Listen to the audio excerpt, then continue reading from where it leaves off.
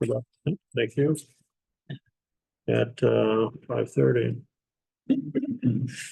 Please join me in the Pledge of Allegiance. The flag is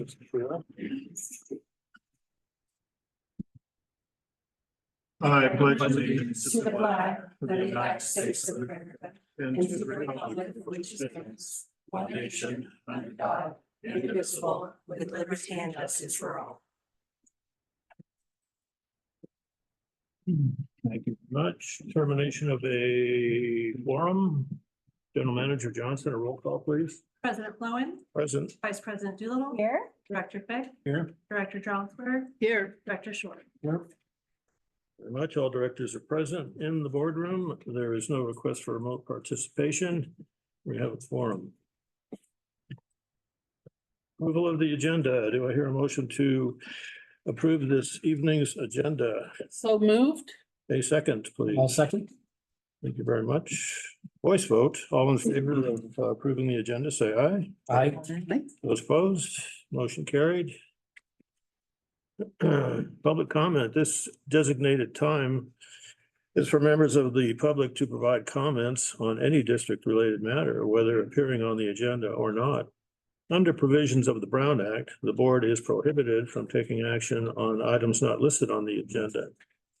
At the discretion of the board president, comments on a particular agendized item may be deferred until that item is heard. Do I have any public comments from anyone? Hearing none, public comment time is now closed. Consent calendar. Consent calendar items are expected to be routine and non-controversial, to be acted upon by the board at one time without discussion. If a board member would like an item handled separately, it will be removed from the consent agenda for separate action. We have one item. It would be the draft minutes of the board meeting from May 15. Does anyone want to remove this item from the consent calendar? Thank you much. Hearing none. Is there a motion to approve the consent calendar? I make the motion to approve the consent calendar from our last meeting. Thank you. Is there a second? I'll second. Thank you. We have a motion then. All those in favor of approving the consent calendar, please say aye. Aye. Those opposed, motion carried. Item 6, there is none. Action calendar, appointment of a new Citizens Advisory Council member. General Manager Johnson, your presentation, please. All right, I apologize that the application was not in the packet. We just realized that, but it is on your dais now for you to review. Tonight we have Ryan Sheridan. He is interested in becoming CAC member, and he has attended a couple of meetings already in our district tour. Ryan, if you would take the podium, please, and introduce yourself and tell us a little bit about your background. About a minute on time, sorry for being a little bit late. And I'm also losing my voice, I apologize for that as well. Ryan Sherlin, I've lived in Joshua Tree for 4 years as of last weekend, actually. I spent most of my career in philanthropy, working overseas in developing countries on global health issues, but in a public policy, communications, public relations space. I moved out here in large part because I kind of wanted to take the work that I've done globally for 15 years and figure out how that translates to something that's more of a local context. The water board in the desert is obviously an interesting place to start. That I had worked with the United Nations 11 years ago. I've worked with the U.S. government in DC. I was in Seattle for 7 years working with Bill and Melinda Gates Foundation, traveling with the two of them, advising them on policy and their communications and public relations issues and some issues that they worked on. I moved down here because I started an advocacy division with the Hilton Foundation, and all there worked on their water advocacy portfolio. And so I have a little bit of background in water, but certainly this is a different context and I have a lot to learn, but very excited to do so.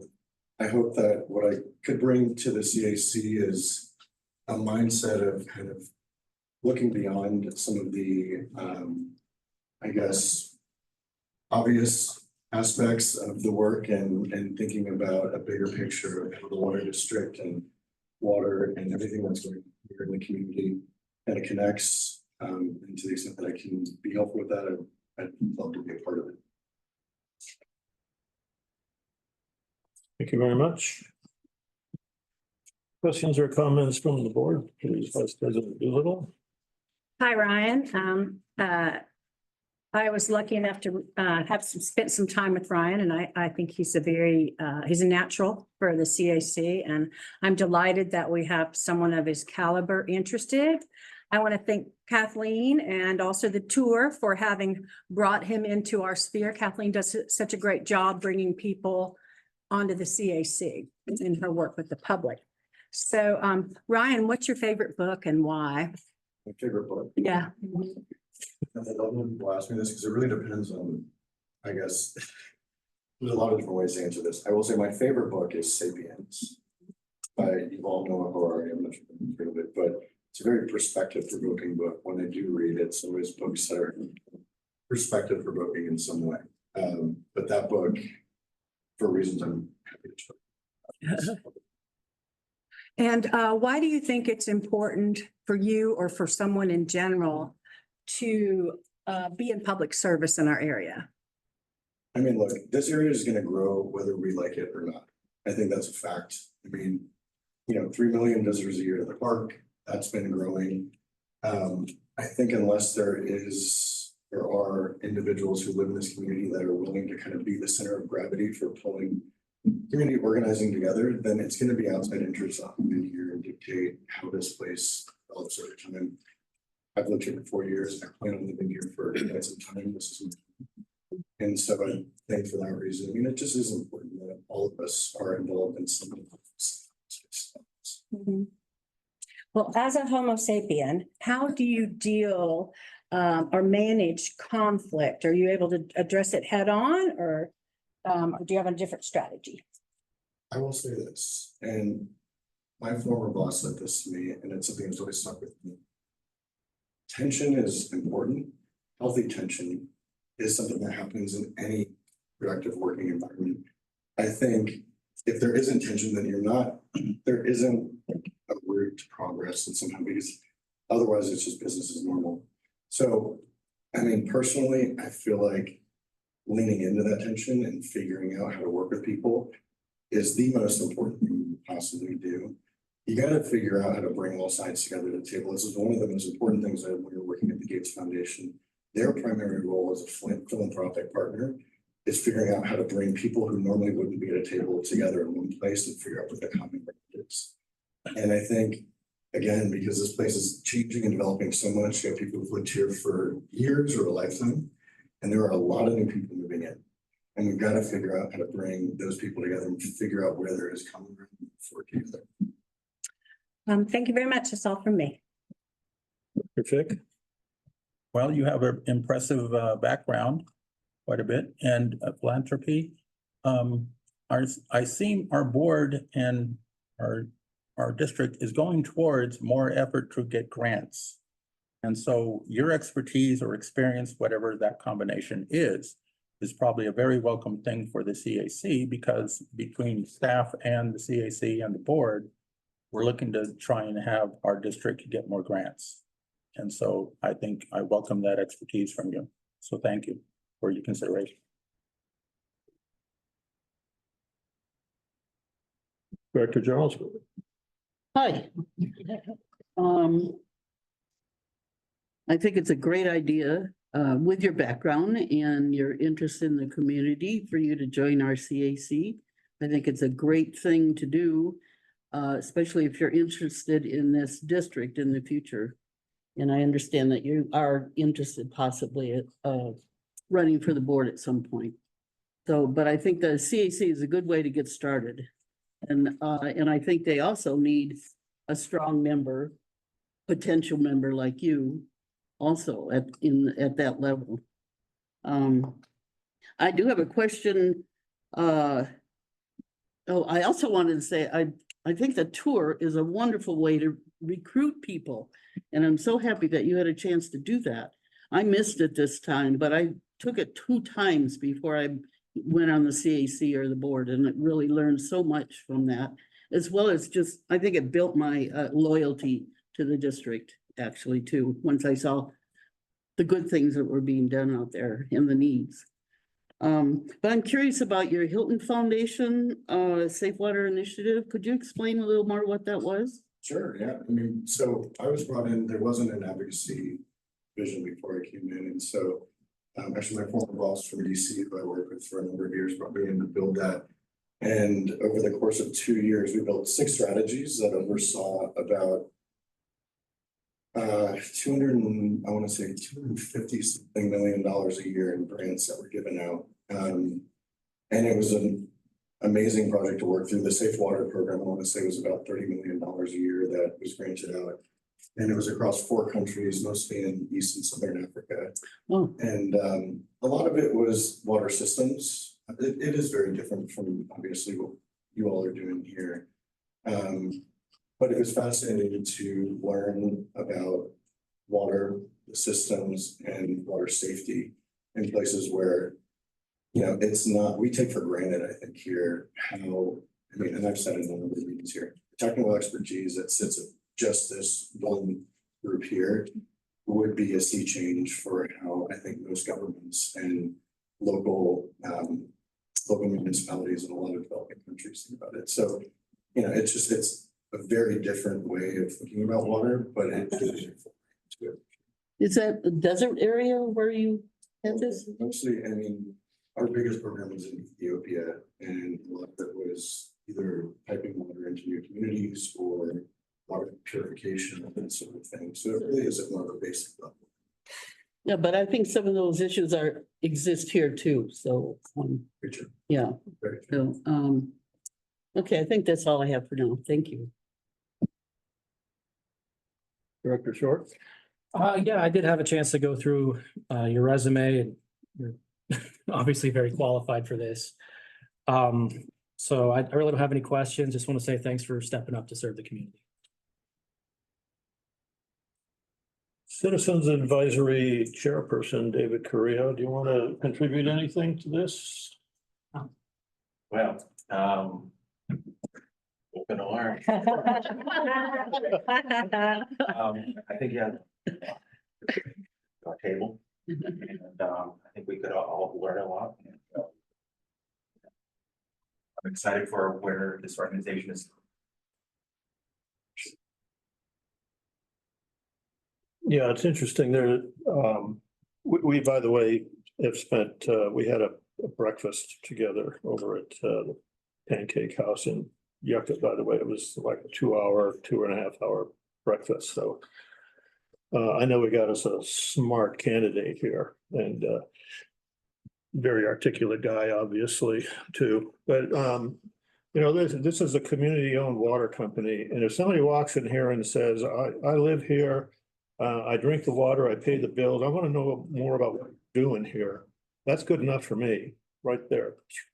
And then all that other good stuff too, that comes with having him on board. He's got a relative that lives in Joshua Tree too, so there's he's not just, there's more indication that he's not just passing through, that kind of a thing. So yeah, way qualified to do this. Do we have any other public comments or comments from anybody further? Have anything more to say? Ryan? No, nothing other than I'd be glad to join and any way I can be helpful. Look forward to it. Very well. Is there, Just one quickie, you have attended CAC meeting already? Yes. Okay, is there a motion from the board to appoint Ryan to the Citizens Advisory Council? I happily make the motion that we appoint Ryan to the CAC. Is there a second? I'll second that. General Manager Johnson, a roll call, please. President Fluen, Yes? Vice President Doolittle, Aye. Director Fick, Yes. Director Jollisberg, Yes, and Director Short. Yes. Welcome. Very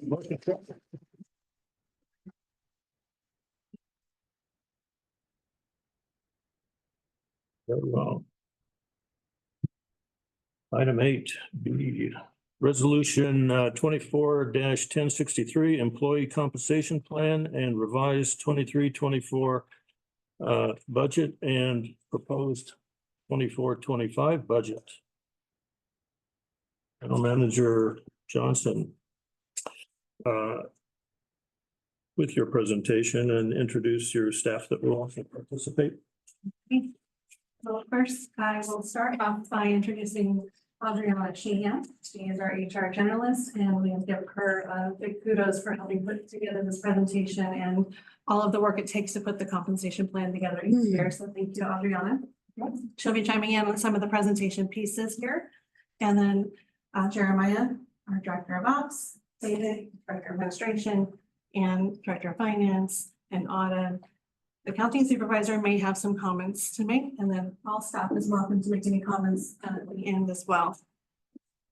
So this year, we are aligning the employee compensation plan with the annual budget. If you remember, it's been done in the fall each year, and it makes more sense to go with the budget because this is a budgeted item. I'm asking that the board hear this item and the budget presentation before making any motions to adopt either, because they do have an interdependence on one another. And as we know, competitive compensation is crucial for attracting and retaining talent. And so that's what we're going to talk about a little bit in our presentation here. If you go ahead, Lisa.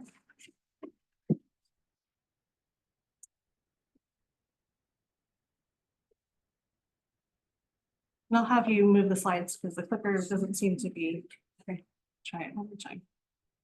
There we go. All right. So each year for our employee compensation plan, we send out an employee survey. It is an anonymous survey. We don't know who submits it, and I want to make sure that that's super clear because sometimes people don't feel like that's possible, but we use SurveyMonkey. We don't know who has submitted the results. So based on our employee satisfaction survey, we have learned the top 5 reasons our employees choose to work here, which is our compensation and benefits, our work-life balance, ability to learn and grow. It's close to home. We have CalPERS, and that they can use their experience and skills to flourish.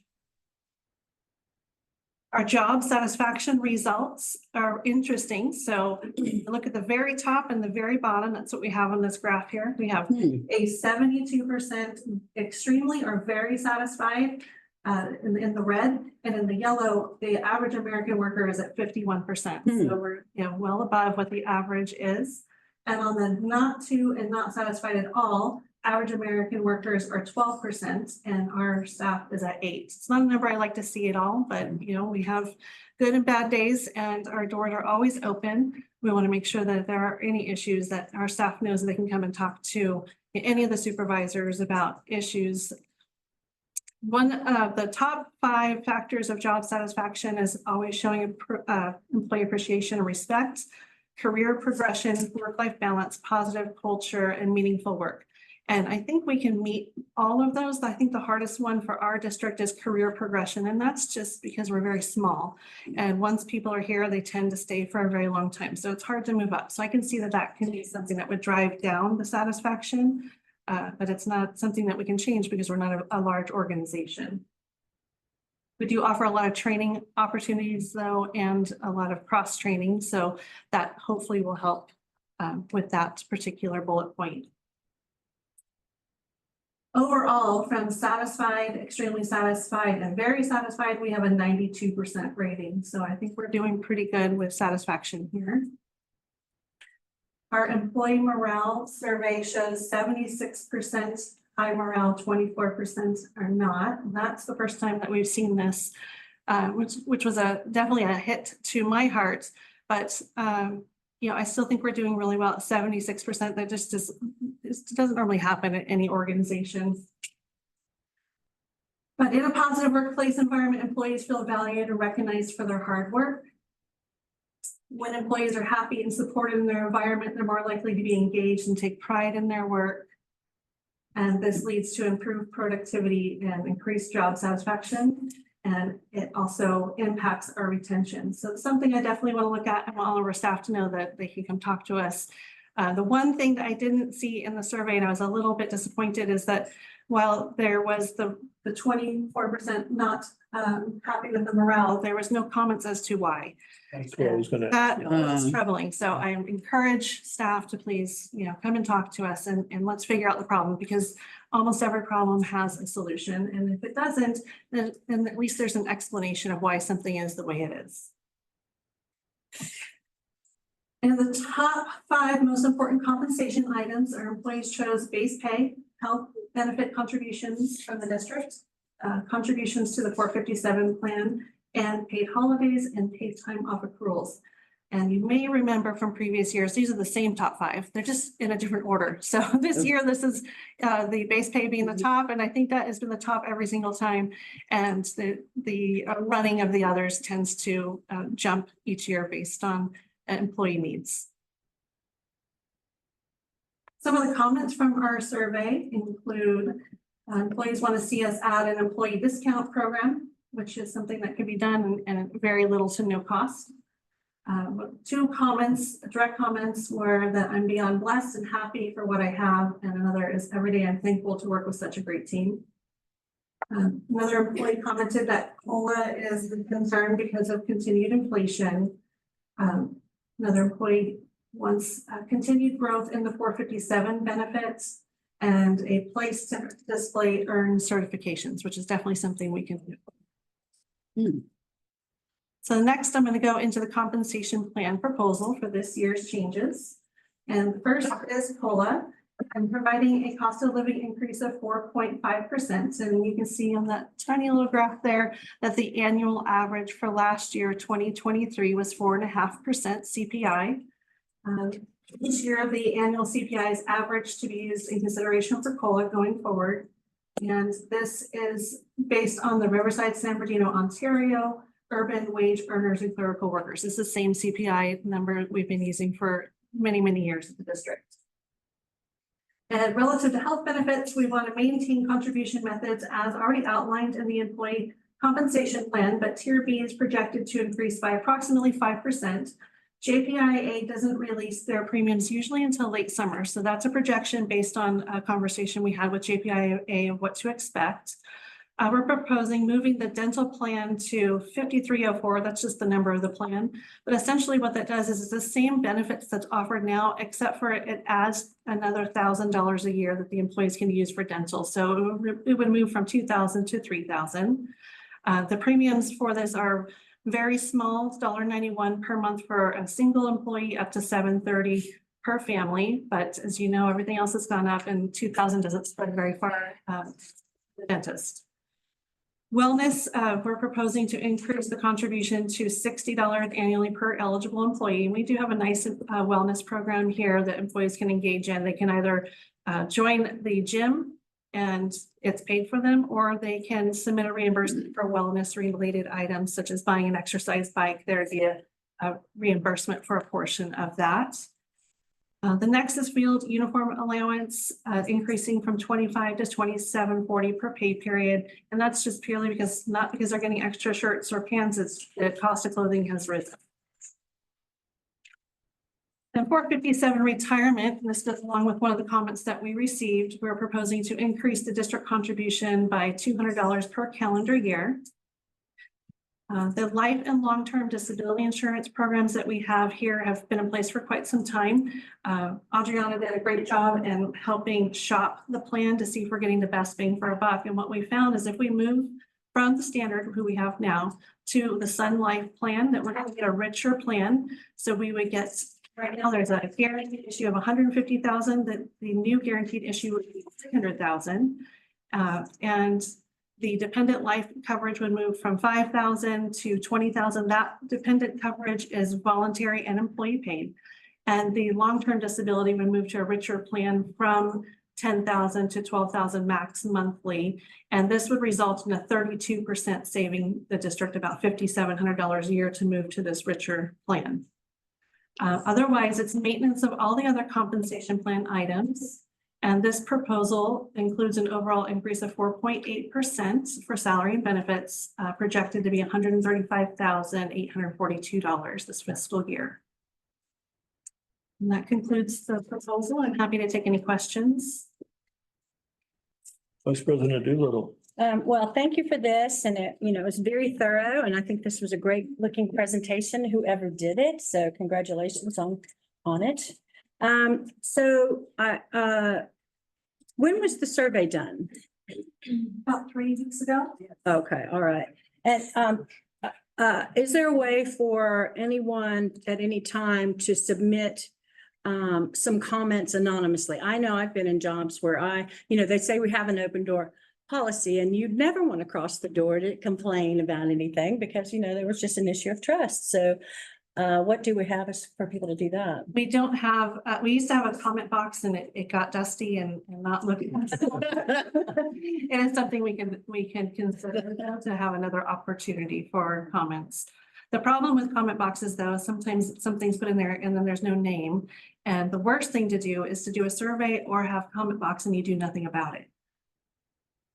And, ultimately, people are responsible for creating, an environment where they want to work. It's, I would just encourage the employees to, have ownership as well for fixing issues because it's miserable to work somewhere if you're not happy. So try to do that.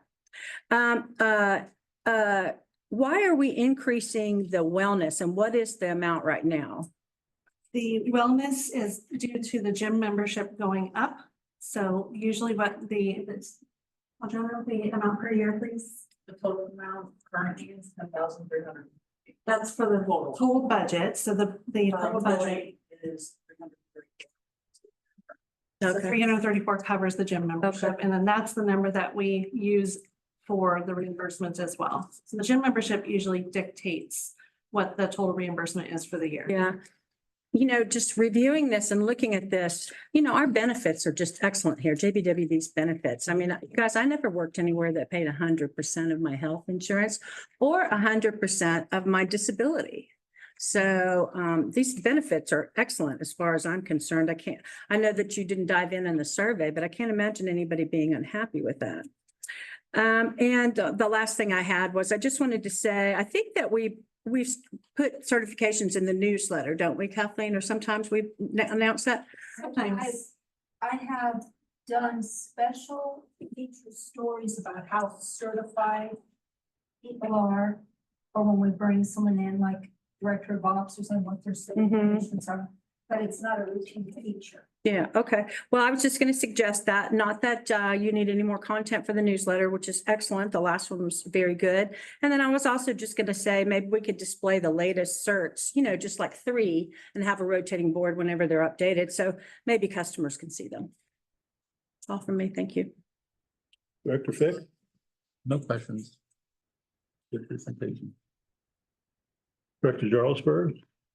Yeah, I have, first of all, I wonder if I can get the dental insurance. I have a big bill coming up. Yeah, that'd be great, wouldn't it? Yeah. I also work for nonprofits, so my life had never had anything like this. So I really do appreciate that it's available for our people. And we obviously want you to stick around. So one of the things I was looking at in a little more detail was I didn't realize that you would pay for life insurance for the employees. And can you give me the rationale for that?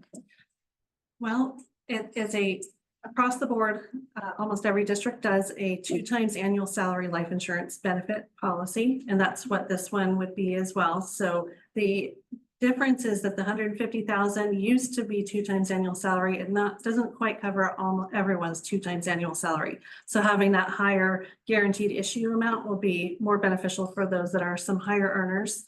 And I don't even want to state this, but life insurance has been impactful for our staff in particular. We've had several folks pass away, and that life insurance helps their family sustain when they've lost their family member. Mm-hmm. Yeah, no, I do understand that, but I thought that the employee would pay for that, if you wanted it or needed it. Yeah. District sponsored for as long as I can remember. Okay. I don't want to change it, obviously. And and I think obviously finding a better plan was good job, good job.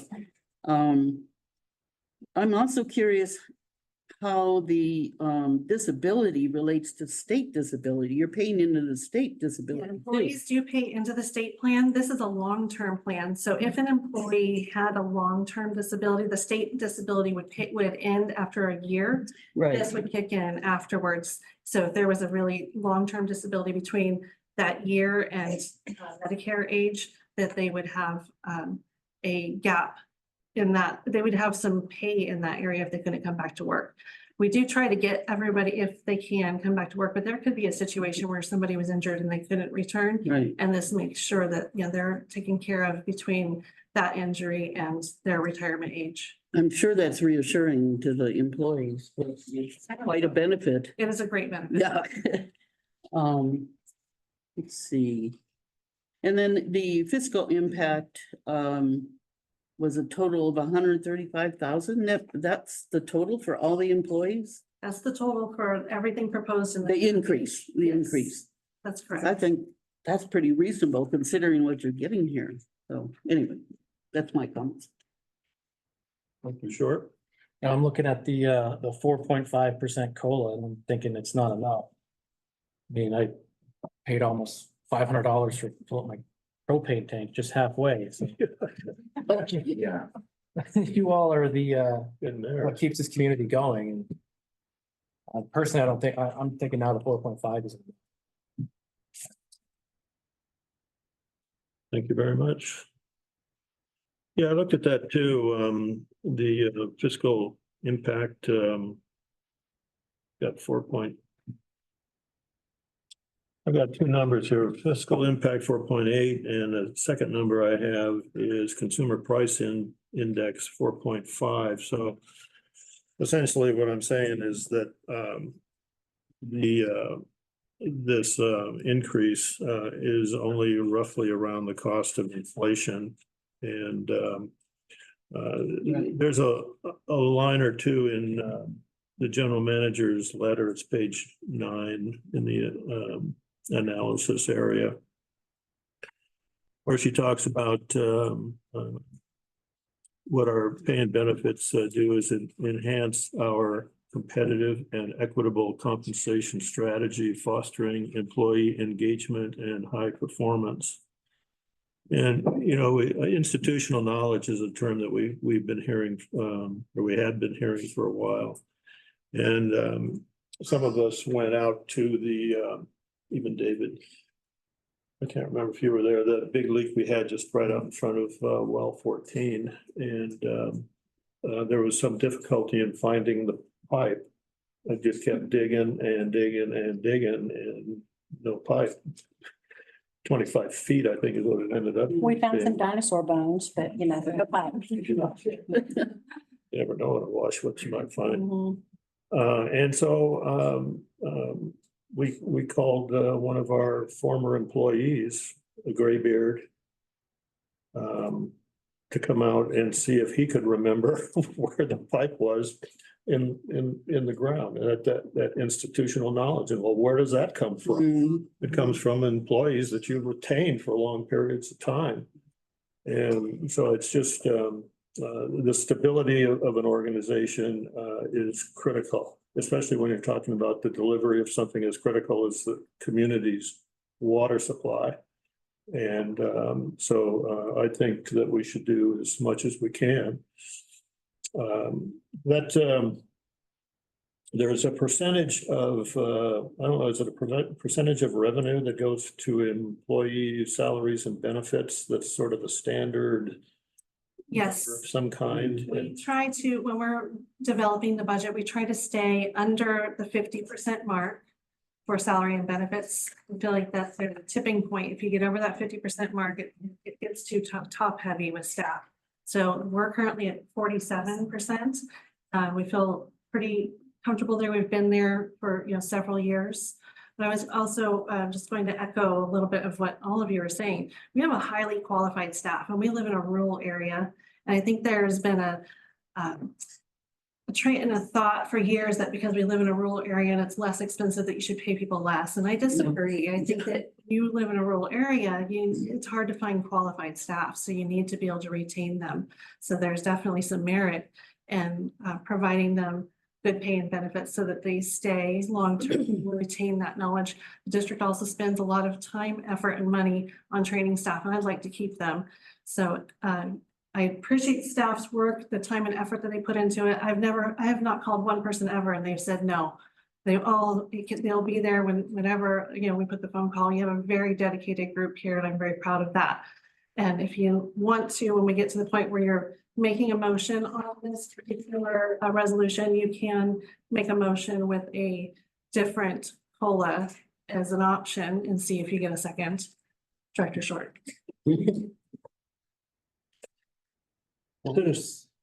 Citizens, No, I'm good for.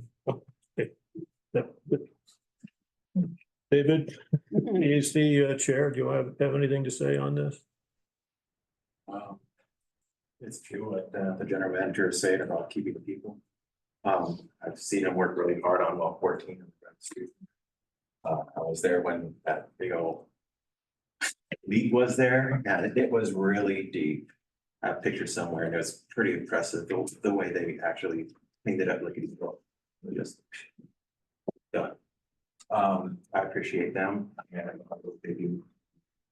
I would have, if I was on the board, I would have no problem with doing it. Thank you. Okay. So we'll proceed to the next item without proving this yet. Yes, and after the next presentation, after that one concludes, then we will ask for motions on both items. So that would be the revised 23-24 budget and proposed 24-25 budget.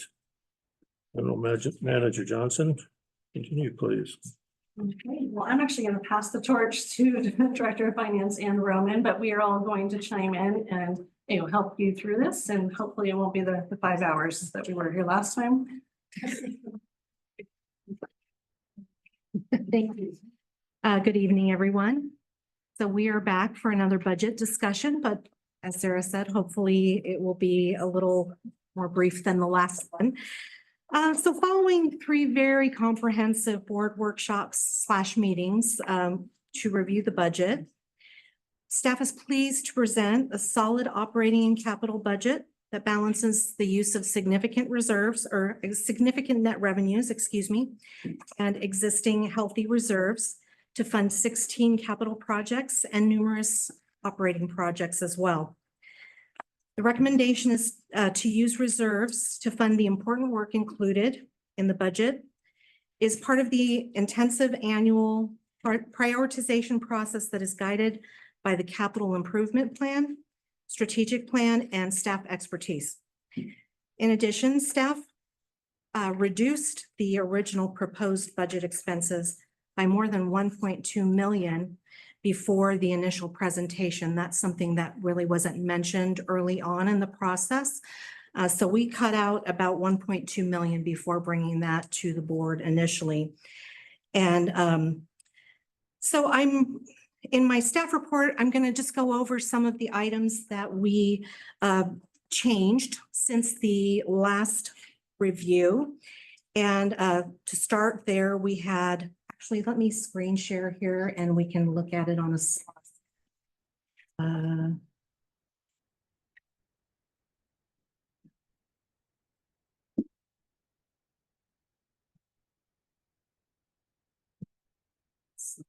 Okay, so major changes after the workshops included the strategic plan being reduced by 40,000 to 5,000 in fiscal year 23-24 and 5,000 in fiscal year 24-25. And in fiscal year 24-25 in the operating budget, we increased legal fees by 50,000 in hopes of pursuing some opposition to Chromium 6. The Chromium 6 regulations. We also increased the accounting service budget by 10,000 for a potential single audit, which is something that's required if we were to receive $1 million in federal grant money, and that applies whether that federal money passes through to the state or whether we get it directly from the federal government. We added grant writing for $50,000. We also reduced the codification from 22,000 to 5,000.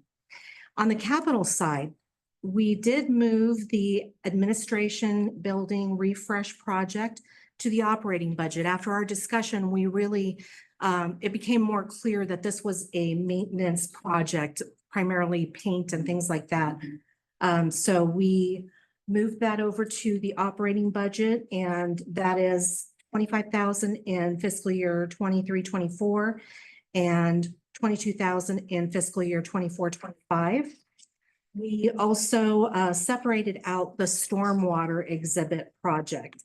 And that is set at 28,000 to be offset by an $18,000 grant that we're hoping we'll receive in 24-25. And if this district does receive the grant, staff will bring the project back to the board before proceeding with that project for more discussion.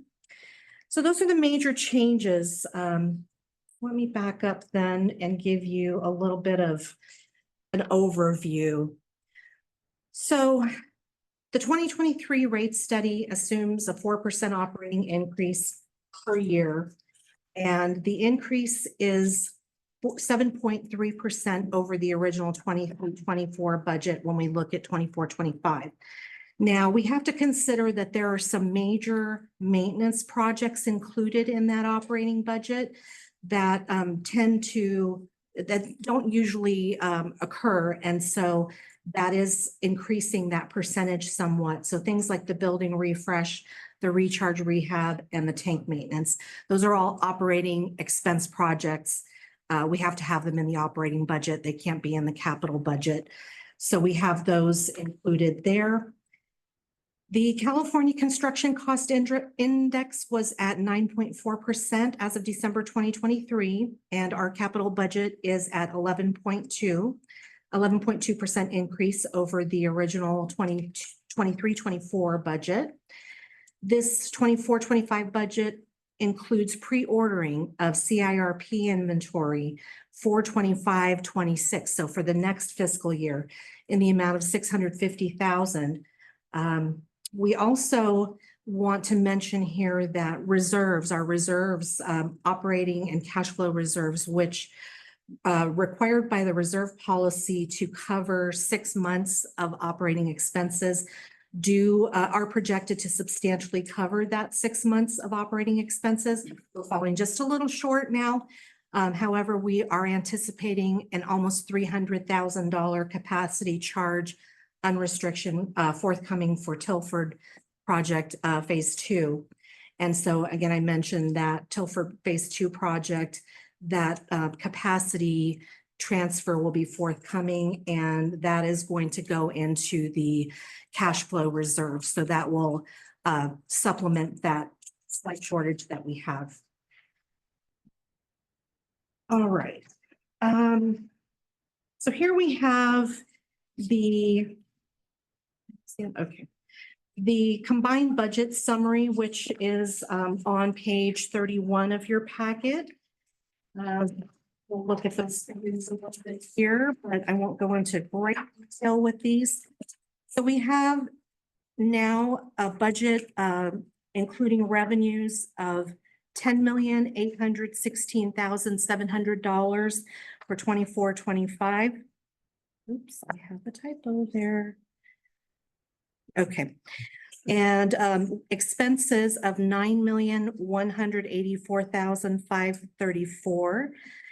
That is our operating budget. And it leaves us with net revenues of $1,632,166.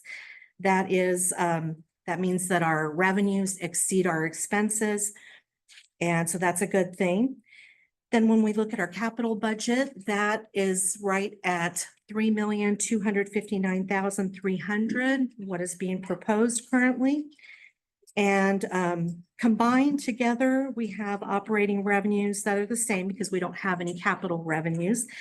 So operating revenues at 10,816,700, less the combined expenses of 12,443,834. And that puts us at a drawdown for 24-25. So a reserve drawdown of $1,627,134. Now, over the 2 years, if we look at the yellow column in revised 23-24, we're actually generating net revenues there instead of a drawdown. So when you combine those 2 years together, we have a 2-year drawdown of $1,102,548. Any questions there? I'll stop for a moment before on to the reserve detail. Any questions there so far? So, do you have something, David? Yeah, briefly, it's that little thing, the stormwater exhibit. What is that? I'd be happy to Yeah. explain. So we applied for a grant to MWA to put a little retaining wall outside the building here that's made of rock and cage. It's called Gabion Wall. It's basically it will be a raised planter bed that will divert water away from the front of the building when it rushes toward the building. And because MWA was a contributor to the garden, this will help protect the garden. We think they'll have some interest in the project. And that's essentially what the project is. Well, what threw me off was the word exhibit. I thought, Well, it will be a demonstration area, be an extension of our demonstration garden. So that, technically is an exhibit. I do have some questions about that, but I thought that I'd wait till we got there. Are we going there? That Is last. that all the presentation? Okay. Yeah, I don't have any detail on that. No. Did you want to ask now? I don't have any detail on. So, shall I just, okay, well, I can go, I thought maybe you can wait to present the rest of it and then I'll ask my questions. Yeah, Okay. we can do that. I had a question of what you had already gone through. My question is a little basic, I think. Under the administration building exterior refresh, page 27 of your report. The 2024 revised is 25K. And I'm not sure, that mean we spent that or we're in the process of spending it before the end of the budget year? Refresh? 24-25. That is the projected budget. No, 23-24. You have 25K revised. That's anticipated to be the whole budget for this current fiscal year, 20. That's what we've spent on We refresh. have not spent that yet.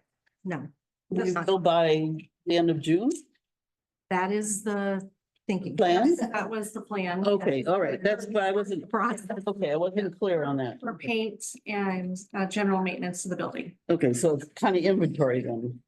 Getting ready for this stuff. Yes, correct. Yeah, got it. Okay. And then we would put down a deposit with the paint company. Okay, Paint is very expensive now too. It can be $75 for a gallon of paint now. Mhm.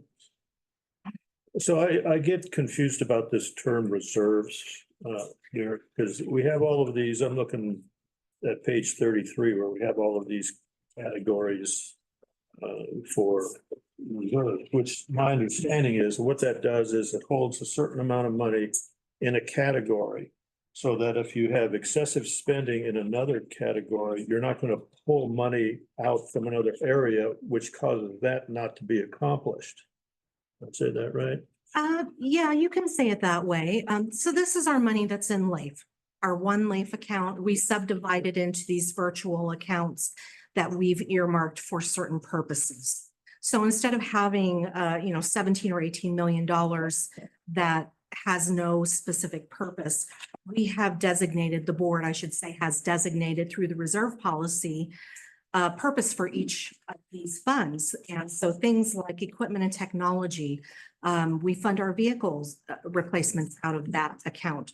So that way it makes it little bit easier. I think that's the thought process there, is that it makes it a little bit easier when the time comes to make those replacement decisions, that we have some money set aside and earmarked for that purpose already.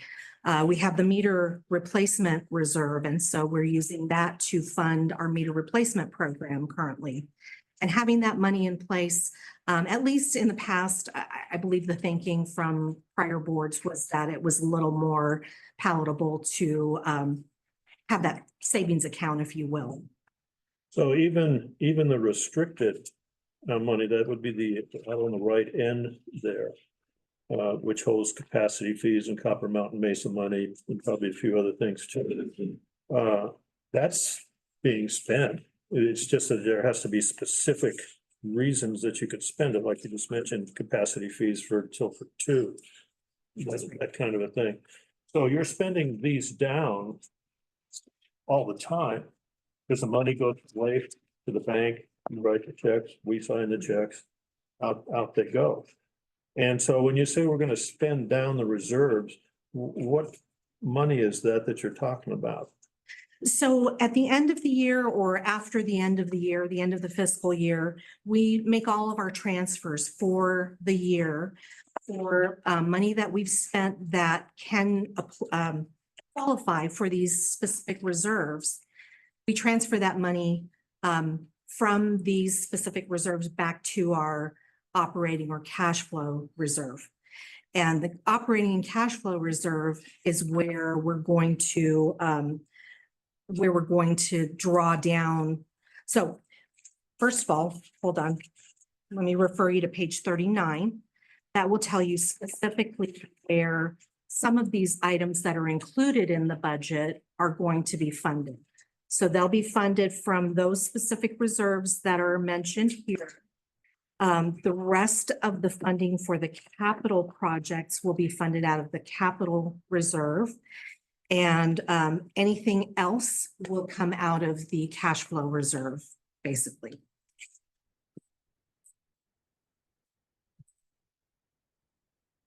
So you can, does that answer your question? That's helpful. Yeah. I identify with the vice president who occasionally will say that financing can be mysterious. Well, there is a lot of things going on here. You know, you have the cash in the bank, you have the budget, you have the actual, there's a lot of moving parts. So it does get a little complicated. And on page 9, the general manager, in her letter, she uses the term interdependence. And so I can imagine things passing back and forth here and there in order to keep the ball rolling, or the wheel turning. And even on, I think, what page is it, 30 or 28 or something like that? In one of your graphics, let's see, I'm closing in on it now. Page 30, there's a circular graphic up there, just to the right of the number 1 block. And it's a graphic that I see as interdependence of these things. In other words, you're hanging this budget together based on the interdependence of all of these things. So if board members want to make a large change or add something new, that money's got to come from someplace, which could impact something else. Because there's an interdependence here. There could be a sort of a something rolling downhill kind of an effect to it. What kind of? Absolutely. Yeah, everything is interdependent with these, and certain processes happen at certain times of the year. So, you know, unfortunately, we just see certain things at any given point in time. A few months from now, we'll be talking about those reserve transfers, but it would be nice if we had the time and the energy to be able to talk about all of these things in one night, but there's much too much to be able to do that. It would probably make a lot more sense if we talked about some of these things in one session rather than in multiple meetings over the year, but unfortunately, that's not really practical. But you're right, it's all very interdependent and so, you know, everything affects something else and Something else, and then I'm not gonna say much more after this. Well, I'll stop. I'll stop. I'm torturing you. all right, well, let's talk a little bit more specifically about, well, here's a little graph that I have for you in my PowerPoint, just to show you the budget breakdown, that we just went over in our, summary. We have our operating revenue in green, in blue, we have our total budget. And then the breakdown of the total budget is here in the operating expenses and the capital expenses. So you can see how those break out. Okay, so here's just a little fun thing, hopefully, an analogy that I put into place for us to ponder. So 74% of our operating of our budget is operating budget. 26% is capital budget.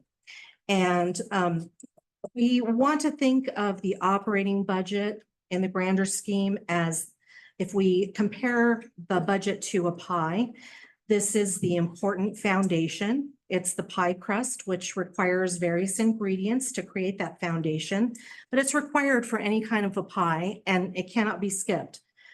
So that's our routine foundation. The capital budget is the irreplaceable contents, the pie filling, which requires fruit, spices, etc. And it's only optional if an empty pie is desired. We must use fresh ingredients for best results. So I could compare that to new and updated infrastructure. That's what our capital budget is getting us. So there's that little Without the analysis. crust, we'd have cobbler, right? We would. We would. And here's another little factoid for us to ponder. So the budget per customer account. So I looked at how this breaks out per customer account. So we currently have about 5,700 customers. And if we look at the revenues in our budget per the 5,700 accounts, that works out to $1,898 per account. The expenses per account work out to $2,183 per account. So obviously you can see there that our expenses exceed the revenues, and the difference is the reserves that we're going to use. So about $285 is coming from reserves for each account. So revenues cover 87% of expenses, reserves will cover 13% of expenses. And then I just added a little another fact here, which is if we consider the scenario A rate study that we initially were considering, and we had implemented that, we would have been looking at revenues per account of $2,092. And that's also considering no consumption reduction. If you remember, we reduced our revenues somewhat, projecting that our consumption was decreasing. So that would have actually resulted in a $91 per account reserve drawdown. So it would have put us in a position where we were more equally matched between our revenues and our expenses. So what we're seeing now is that need to dip into the reserves somewhat. Yeah, All right. thanks for putting those two slides together. I think they're very informational and they broke it down in a very simple format that I think we can all understand and appreciate. All right, so back to some other statistics here, the reserve use and balance projections. So this budget works out the final reserve balance of $370,304. Sorry about that. And we start with $18,472,882. We're drawing down that $1,102,548 over the 2 years that we're looking at, 23, 24, and 24, 25. And the individual reserves are listed, but you also saw them on that table that I included that shows you the comparison. That's tables on page 33. That shows you the comparison between the prior year or the beginning balance and the ending balance, and see where we start and where we end up for each of those specific reserves. So some of them are being utilized more than others in this particular year. So we did a lot of vehicle replacements last year. So our equipment and technology replacement reserve, for example, doesn't have a lot of activity in 24-25. We just did all those vehicle replacements. So not a whole lot of activity with regard to cost going out of that reserve. However, the rate study does designate funds going into all of those reserves, and you see that here in this table as well. Again, ending with that 17,370,334. And again, there I mentioned earlier, one thing that I want to be very clear about is that we are going to fall about 150,000 short of that 6-month requirement that the reserve policy has to maintain 6 months of operating expenses in those two reserves, the operating and cash flow reserve. But again, I'm not concerned about that because I know we have a capacity charge transfer forthcoming of about $300,000. So that's going to put us in a positive situation. So we're back to reserve talk again, but any questions on that before we move on? Anything from anyone? No. We continue.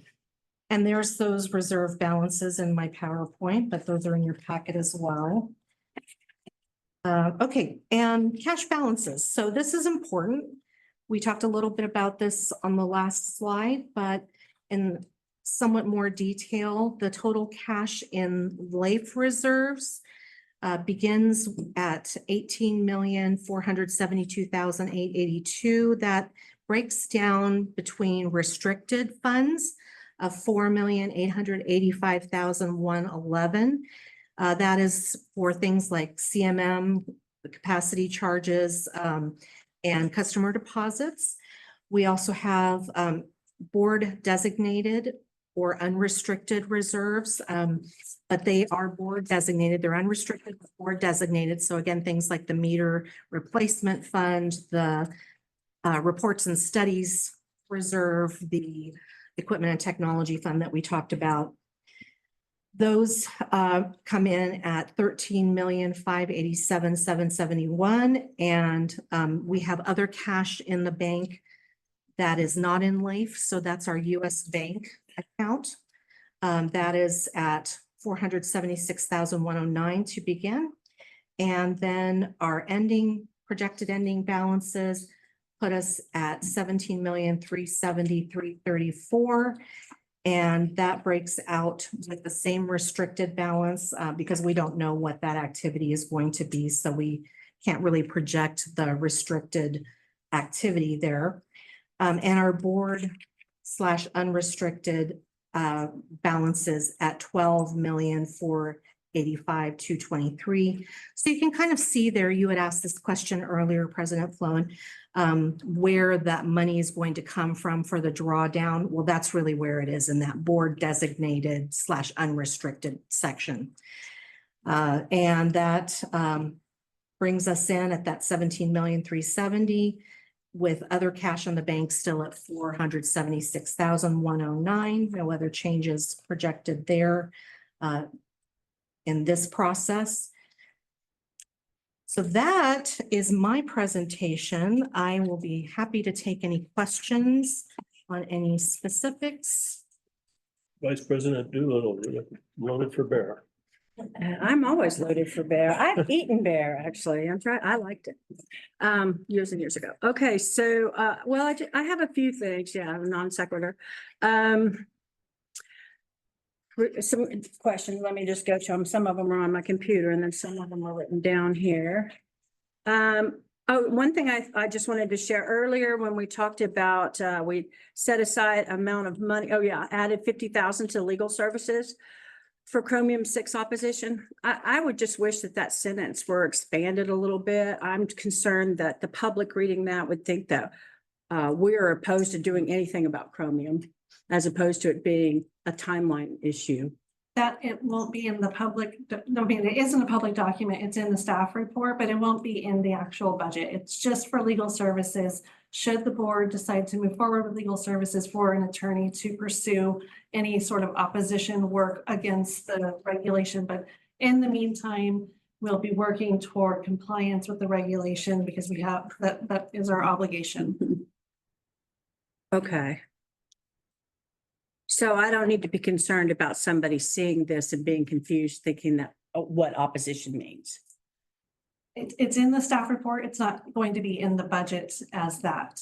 So when the budget is finally adopted and approved, it won't say that in the line item. It's just going to be additional funding toward legal services.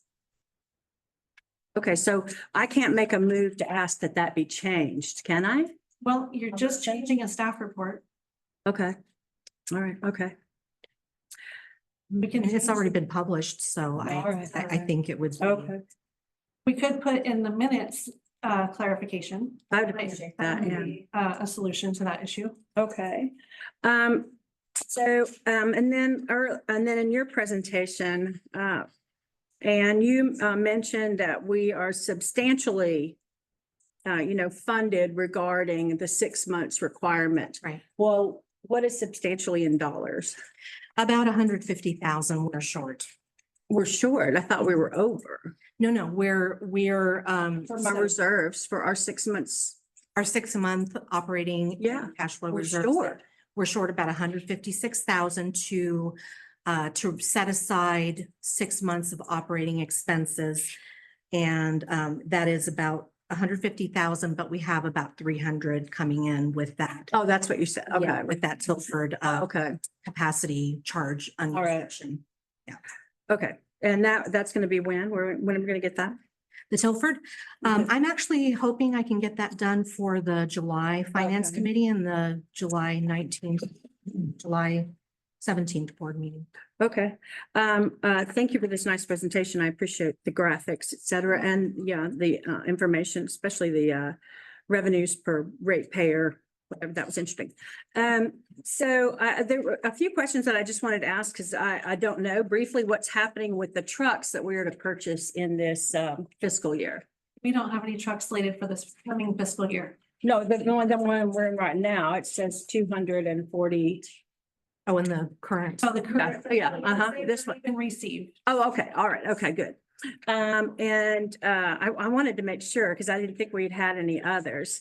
And then the public information amount that's in the budget, is that just for consultants or does that include the work that we do with PI as well, what we spend on public information? It's all inclusive. It's both, okay.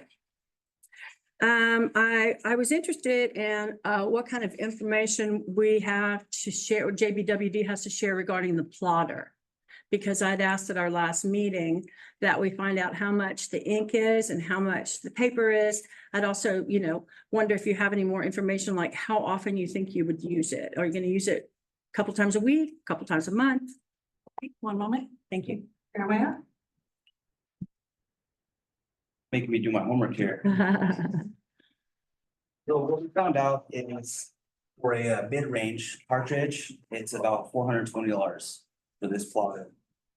Now, the beautiful part about this is it looks like from averaging out, we could get about 150 sets of plans out of a whole ink setup, which means that now that depends on how much detail are in the drawings themselves and how many pages, but an average of 150 different sets. And in my mind, that's gonna last us quite a while for just that one round of ink. So the service plan comes with ink already, with extra. The paper itself is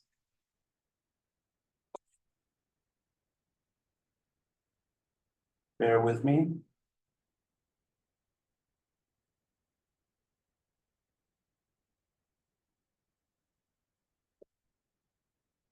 around $300 for a roll of paper.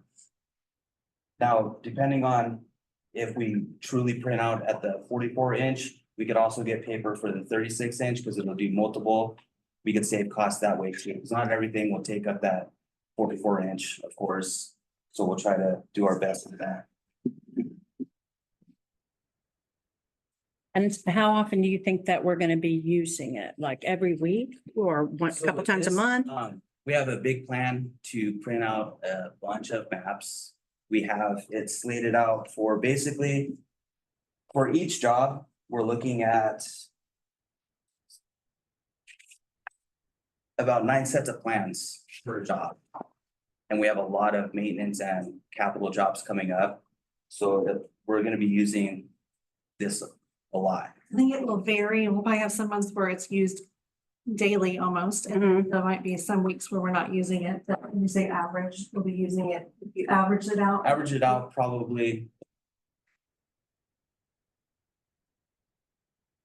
average out probably at least once every 2 weeks.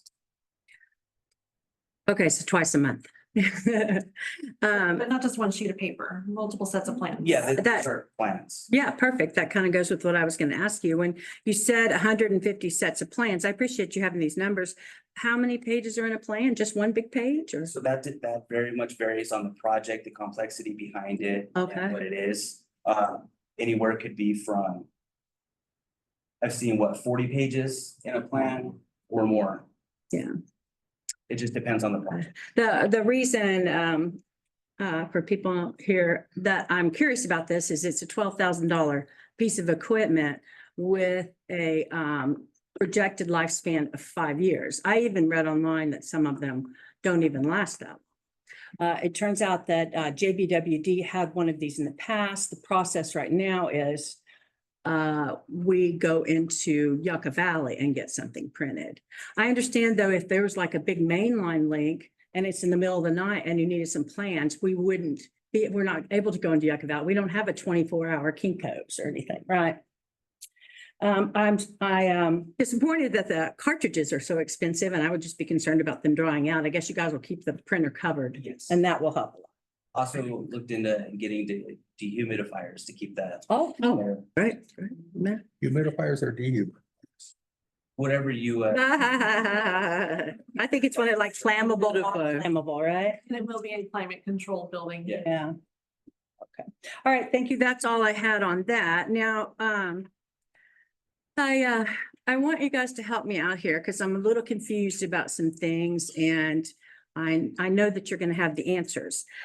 When I was reviewing the budget, that's why my computer's here. I had some notes on it.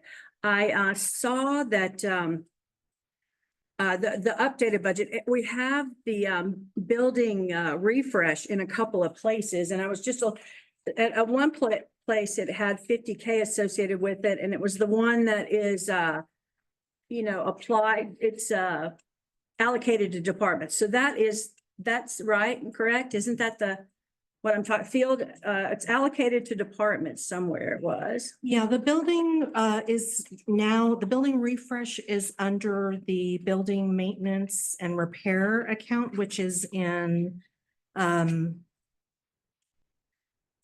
where is that? Building repair and maintenance under office allocated to departments program. That's what I was, yeah. What is Page that? 37. Yeah. So that's our normal building maintenance account. And we just added the building refresh project to that. So it's building maintenance. And we just increased that, but we'll still have a project to track that cost. We just won't have a capital project for it. Every year we have a budget for building maintenance. For instance, this year we have a budget associated to building maintenance and we had to install a mini split in the lobby because there's no air in there. The air went out in here, I think it was last year, that had to be replaced. So that budget is to make sure that the building is being maintained when something happens. Okay, because I was trying to find, I noticed some things on here, like we put CRP as top priorities, isn't that new? I don't remember. Did we always say that? Yes, Oh, okay, well, yeah. since we started. Okay, yeah, okay. All right, here we go. So yeah, the building repair and maintenance office. So that, when it says repair and maintenance office, what does that mean? Does that mean the exterior or does that mean internal repairs? Anything. Oh, okay. I just wondered why office was there. Okay. Because we have a Shop shop, place, mousetrap. Okay. Yeah. Obviously, we also have a building maintenance. I saw that. And it said shop site, but that is just the shop. That is just the maintenance for the shop. All right, okay. Because the thing, the next thing that I was trying to understand was I noticed that there's a line in here for 23-24 for the stormwater treatment, the stormwater display. And let's see where that is. That is, Oh, I see what you're saying. Yeah. You know what happened there? So page 38, the capital budget, that actually was originally the combined account for, so in 23-24, there's a $50,000 figure there. I think that's what you're referring to. yes. That was the combined account originally for the building refresh with the Gabion wall. Then we split that out. I just used this project, this existing project as the project for the stormwater exhibit. So you can see in the middle column, the revised 23-24 budget, it's zero. Okay, yeah, I'm just confused because when I, and maybe it doesn't matter since it's zero, but I didn't see, this in the original budget, the final budget at all. I didn't see the stormwater exhibit. No, And- but you will see the original project number was there, I think, the 22219, CP number A 22219. I just didn't add a new project. I reused one that was existing. And so I think if you look at, I happen to have. It would be in program 74 again? Yes, I believe so. That was the exterior building refresh. Okay, on page it's 75,000. It was, the 75 was Ah. 22-23, Okay. and then for the 23-24 original, it was 50,000. But now we've Got it. pulled that building refresh out of that project completely. Right, yeah. And all that's left is that stormwater piece. Right. So the, when this was originally done, I do not recall us, I don't recall us ever discussing the stormwater exhibit. stormwater is new for the next fiscal year. It was not in the previous fiscal year. Right, so it wasn't in the budget. So when it's, I believe now it's been added in to the budget as a revised. But I didn't know that that's just like a new project then is what we're doing. A new project. We Okay, just- separated it out because there was some confusion last time and we Uh-huh. tried to get a clearer defining point. You know, maintenance is different than a whole new I exhibit. agree, yeah. But this is our first opportunity to vote on that project is in the budget, correct? Well, we put it in the budget and yes, you can vote on Yeah. the budget tonight and make a motion to vote. Okay. Without that project. Okay, There's already a grant to MWA for the project. We may or may not receive that grant.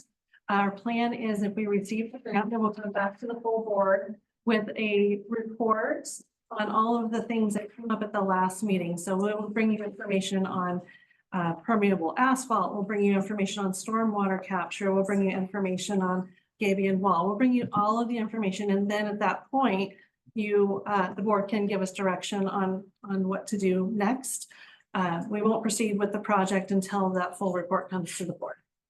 But since the grant is already there and it's a good opportunity for the district to extend the garden and protect the building from potential storms, I think it would be prudent that we, continue down that road. so I was confused about this because I did not recall, and evidently what you just said, we never discussed the submission of this grant. And Discuss what? the submission of the grant. Okay. So, you know, that, hey, we want to do this grant. And so I did some research online regarding the board's role with grants. And I recognize that we may not have a policy in place. You know, as part of the development of the strategic plan, the board's job is to chart out a course towards the mission. And we have to have a grant seeking strategy that's in sync with the plan. And for example, I don't know, since we haven't done the strategic plan, how important this is in the whole scale of things. That's one thing. And this is from the Grantsmanship Center, by the way. We are to approve the submission of applications. We should be briefed by the general manager. And we authorize you to sign the legal application documents. Another site said, the board has authority and responsibility for all fiscal matters and must approve the budget. Since it is a fiscal and policy matter, the board must agree to the submission of all grant proposals.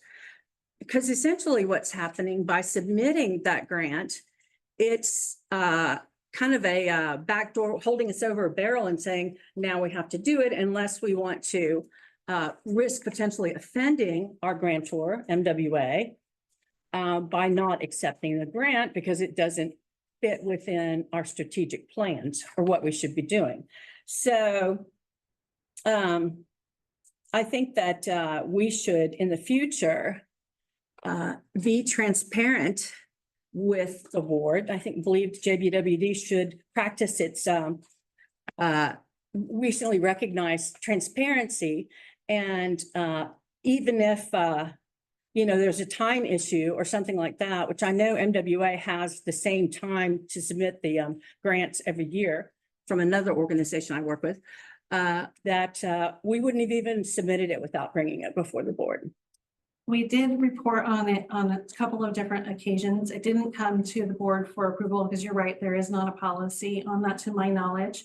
This is a grant that we go for every year. So it's kind of a normal doing business as usual. This time we extended it to add that stormwater piece, which is a little bit different, but it's part of the conservation grant activity that we do with MWA every year. Thank you. I see this as something quite different. And I recognize that we go to MWA for the conservation grant. And also there are a number of things that we don't have a policy for that JBWD treats the board respectfully about. And I just think this is one of those instances where we should have been engaged and involved before the train left the station. And then all of a sudden we're having to do this. And is this really the right time, et cetera, in the big picture scheme of things. Regarding this refresh project, I would like to have seen something in here regarding a study for expansion of the building. I believe we have some money in our reserves.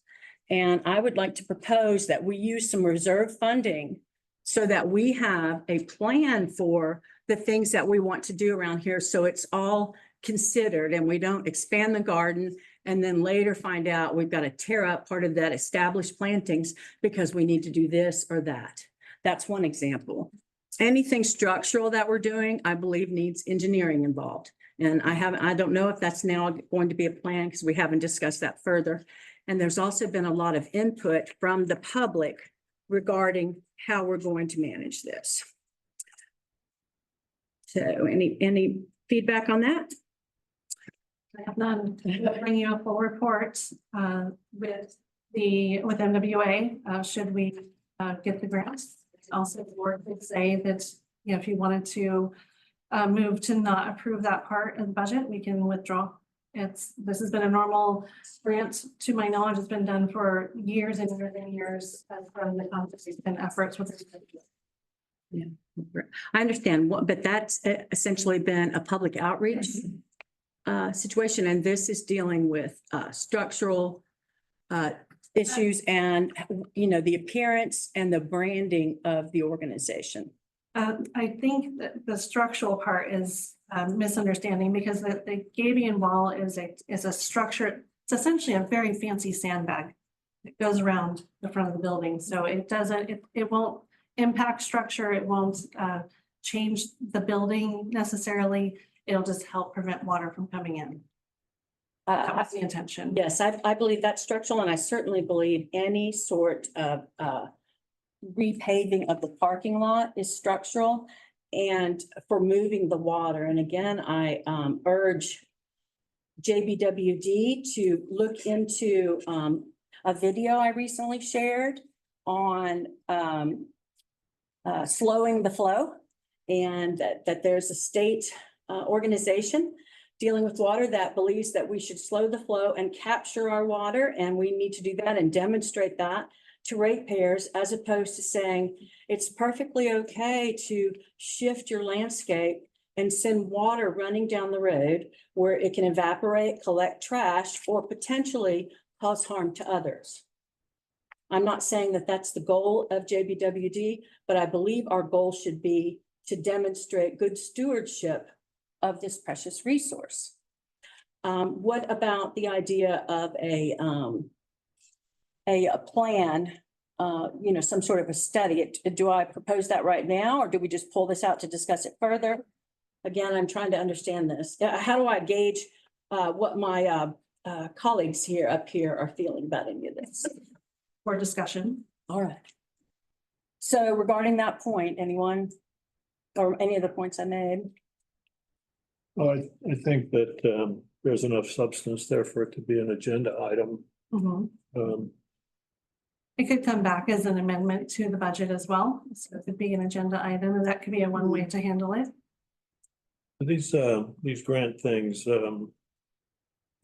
are intriguing. And in fact, I've been meaning to do it. I am going to do it on Saturday. I'm going to talk to Kathleen Radnich, our public outreach person at the market, before I go to Copper Mountain Mesa and their board meeting to get a full picture of all of the grant activities that you're participating in at this time, so that I want to argue this new strategy. I don't know if it's a new strategy, the strategy of applying for grants as an argument in favor, or to tout how we're always looking for ways to find money, and it's save our ratepayers money, a thrift thing.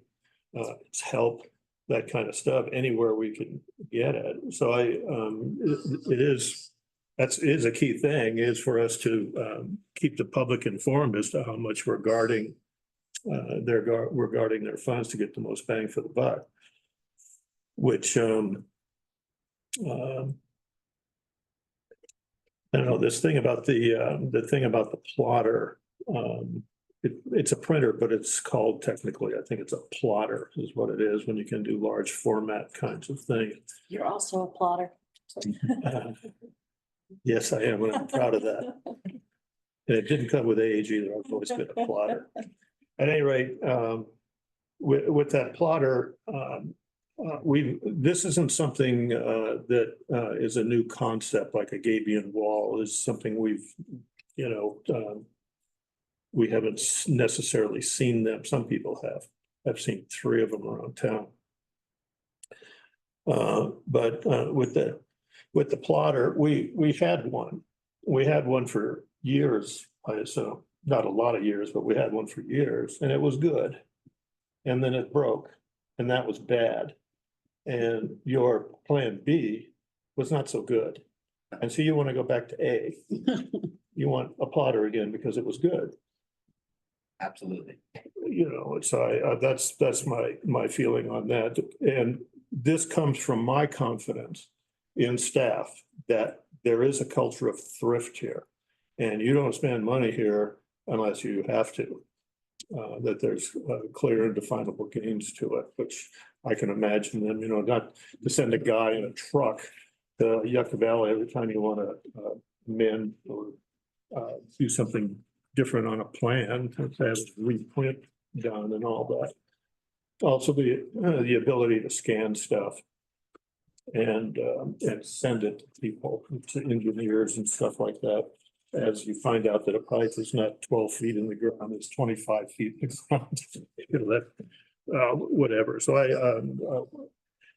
And I'm sympathetic about the cost of ink, if assuming it's not, is it still ink, or if it's a laser, it's toner or something, I think. But I'm sympathetic about the cost of that. It's getting ridiculous for the cost of ink for those printers. They ought to give them away and just make their money off the Yep, printer cartridges. they do. That's what they do. David, do you have any comments about what's been said so far?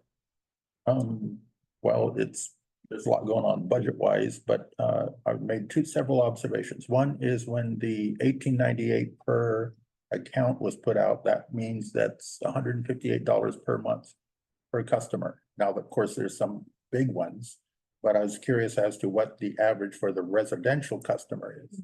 That'd be, we had earlier figure about 120. This figure was 158, so I assume that's including the hospital and whatever the biggies. So anyway, I'd just be curious on that one too. And then also on the agenda item to be added later on regarding the stormwater exhibit and such. I would like the district to do a research on the current projected projects, 37 acres upstream of our facility here. The One Tree Hill, 37 acres. I would advance that the district find out what that is about. Okay, I think we'll probably need to do this in the board report part rather than the budget, because we're getting a little off track with being on budget. It's associated with the stormwater situation because Okay, that will have an effect on us. absolutely. So, okay, that's about nice observations. Dr. Jarlsberg? Yeah, I want to go way back, kind of related to what Director Doolittle's been talking about as far as the image of this building, the building, I guess, which is the image of the district.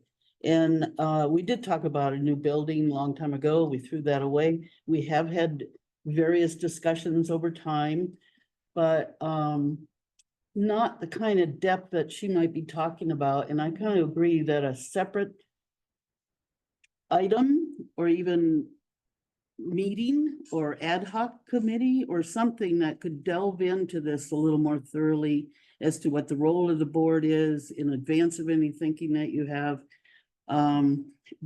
Perhaps bringing some more expertise from environmental community, as opposed to just water. Anyway, I do see the need to kind of delve into this more. I had wanted to do this years ago too, maybe 4 years ago. Talk about when we started talking about a new building, that we could have some different thinking than just building. There's a lot of different ways to approach the needs that we have. So anyway, I think we should have another meeting on this. Well, Not definitely today. had Not today. an agenda item for the future for building discussion.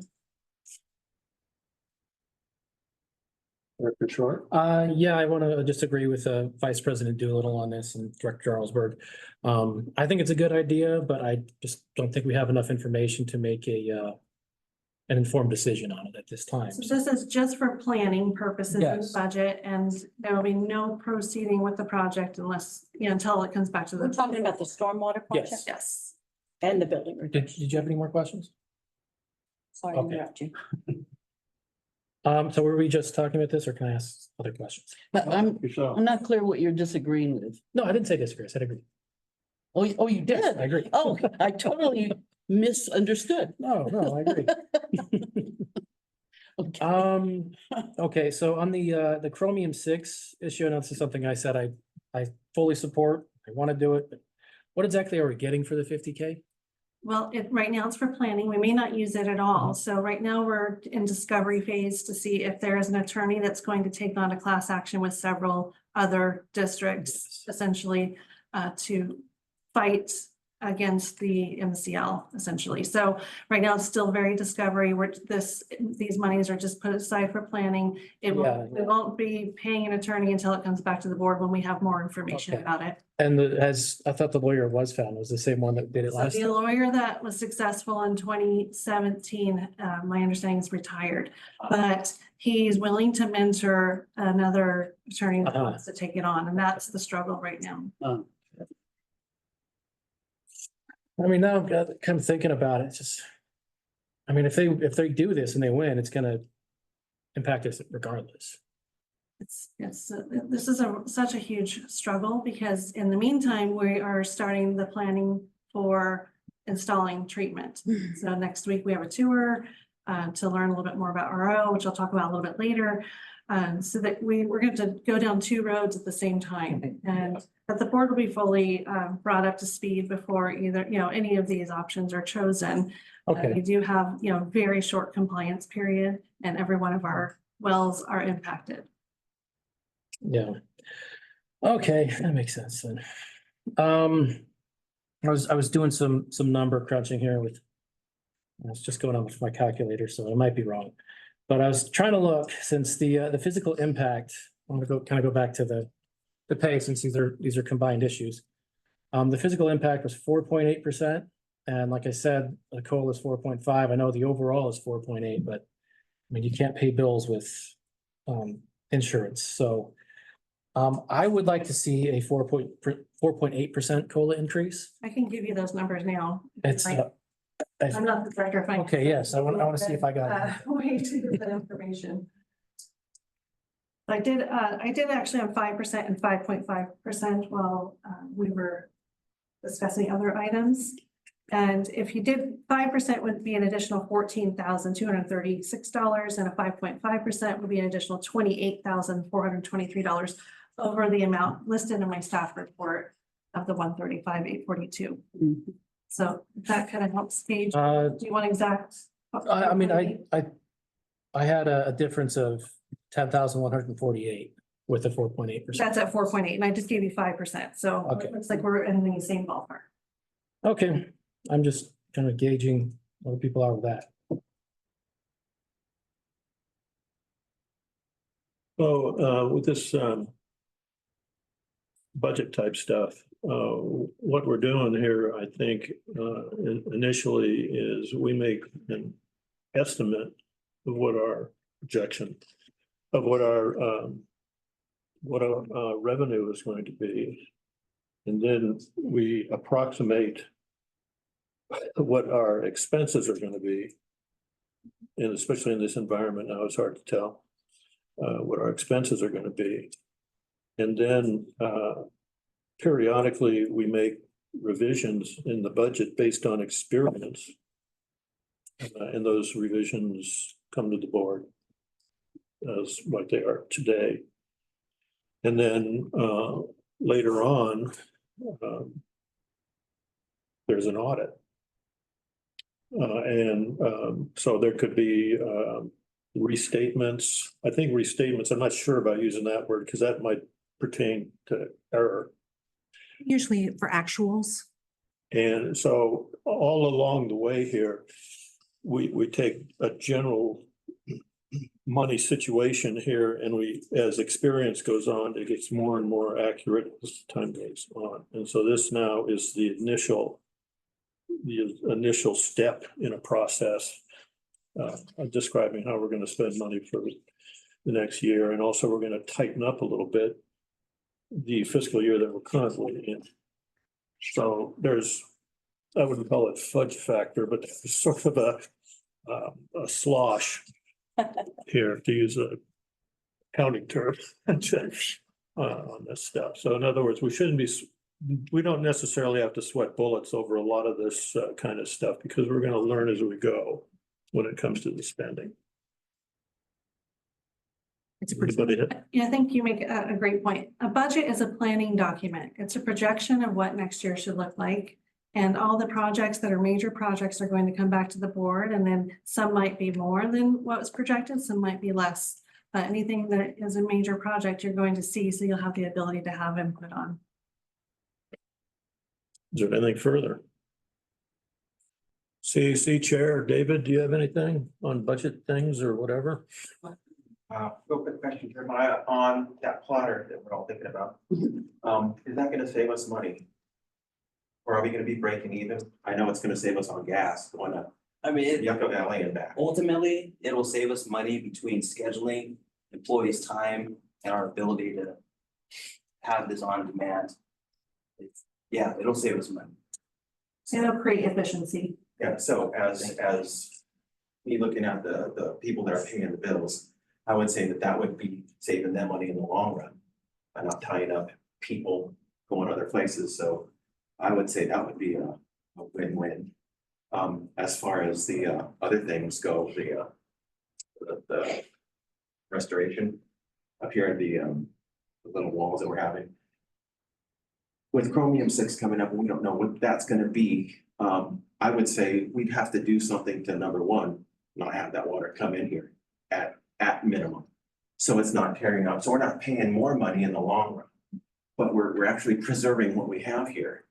I don't think that the ratepayers are gonna be interested in a new facade, a new branding. I really don't. Our money's they're gonna be really busy paying if it goes through Chromium 6, because we're gonna have to get prices. So it did go through, so we're, we're facing it. Yeah, so that's not good. So please take that into consideration. Please. Thank you. I do have the numbers now, Director Short, so I just put three together. If it was 4.8%, it would be a total of 144,404. 5% would be 150,78. 5.5 is 164,265.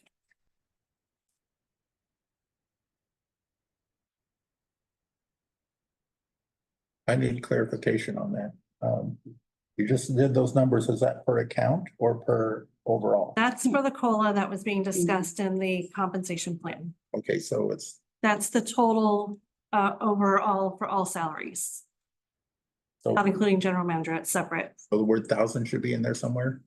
Say that one more time, please.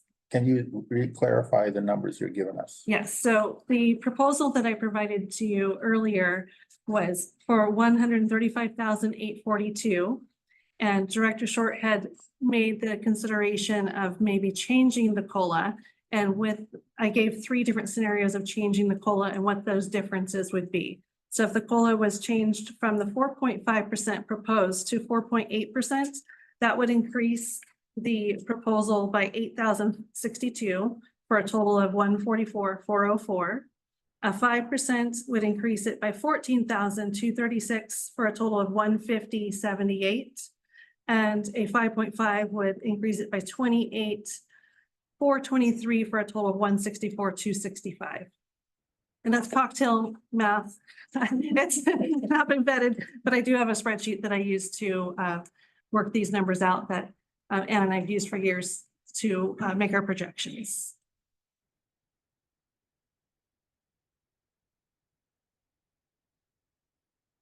You have the football. Oh, I do? I'm liking the 4.8. So I think, next steps would be to vote on, of course, you can continue discussion, but to vote on the employee compensation plan. And you can vote on it, with a motion with a different COLA. And then subsequently after that, the same scenario for the budget. Okay, I thought we had to vote. So they are separate, so, wonderful. So Okay. if we're done with the Yeah, budget that's fine. discussion, and if there are no more questions about the budget, then that would be the next steps.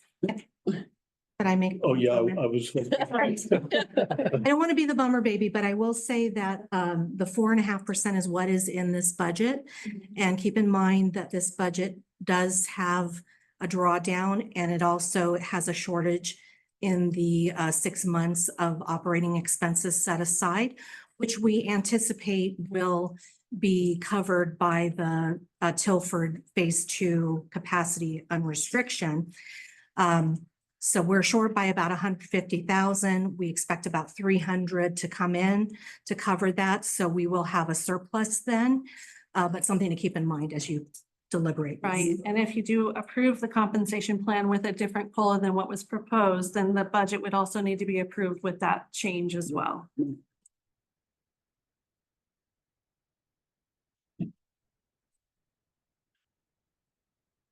Yes, David, go ahead. So the overage, if that 300,000 coming in and we're on 150,000 under, that puts us 150,000 over. And what was the 4.8?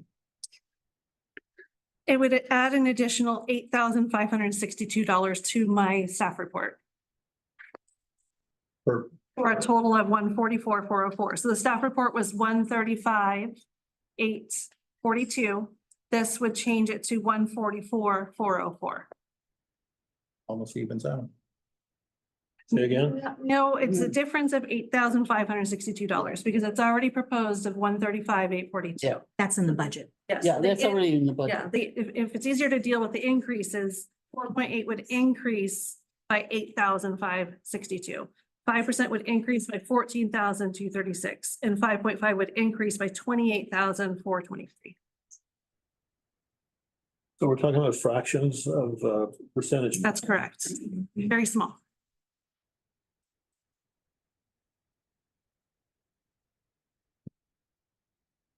Well, do we want to make the change? Well, It seems like a two-step thing. We got to make the change, and then we have to vote on if we're going to approve the change. So it'll be a motion to approve the compensation plan with a X amount COLA or as stated. Jane, back when we were talking about this hours ago, I was thinking the 4.5 was actually the COLA that the United States is advocating exists right now. And they are actually talking that we're going to get better over time and not worse. Of course, it's a prediction that who knows what will happen. But it seems to me that the smaller increase just because of current expenses might be the way to go. But I wouldn't increase it more than the 4.8 because we might be doing better in a year or two. And when we have to, I'd hate to cut back what we're giving the staff. Well, No. it's an increase in what the proposal was if you do propose it that way. And the 4.5 didn't come out of thin air. It Right, came from a exactly. good statistic that we use every year to gauge CPI. Yeah, that's what I've been looking at, as to what the US has been, reporting. And being, I get Social Security and so I get the cost of living increase, so I'm kind of watching it pretty close for my own income, so. Anyway, those are my thoughts before we go into the regular discussions. well, why don't we do this? We'll vote on it as is, and then we'll see what happens. And then if we're going to make a change. That sounds like a motion. So if you're making that motion, you'll need a second and then we'll vote.